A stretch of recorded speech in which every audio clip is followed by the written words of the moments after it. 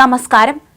അങ്ങനെ ദിവസങ്ങൾ നീണ്ട തെരച്ചിലിനൊടുവിൽ കടലിൽ കാണാതായ മത്സ്യത്തൊഴിലാളിയുടെ മൃതദേഹം കണ്ടെത്തി. വിഴിഞ്ഞം തെന്നൂർക്കോണം കുഴിവിള നിവാസി ബെൻസിംഗറിന്റെ മൃതദേഹമാണ് കാലുകളിൽ ഇരുമ്പു ചങ്ങല കൊണ്ട് മണൽ നിറച്ച 3 കന്നാസുകളും ചേർത്ത് കെട്ടി പൂട്ടും കൊണ്ട് പൂട്ടിയും തോർത്തുകൊണ്ട് കണ്ണുകൾ കെട്ടിയ നിലയിലും കണ്ടെത്തിയത്. പൂവാർ പൊഴിയൂർ ഭാഗത്തായിട്ടാണ് ഇദ്ദേഹത്തിന്റെ മൃതദേഹം കണ്ടെത്തിയത്. പൂവാർ പള്ളം പുരയിടം സ്വദേശിയാണെങ്കിലും 9 വർഷമായി വിഴിഞ്ഞത്തായിരുന്നു ഇദ്ദേഹം താമസിച്ചിരുന്നത്.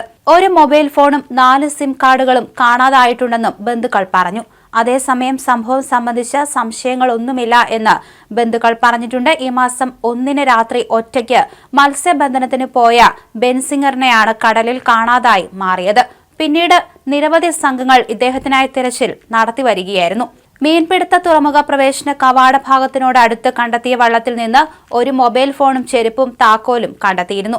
പിന്നീട് ഈ താക്കോൽ ഉപയോഗിച്ചാണ് കാലുകളിലെ ചങ്ങല പൂട്ട് തുറക്കാനായതെന്ന് കോസ്റ്റൽ പോലീസ് പറഞ്ഞു. മൃതദേഹം ജീർണിച്ച നിലയിലായിരുന്നു.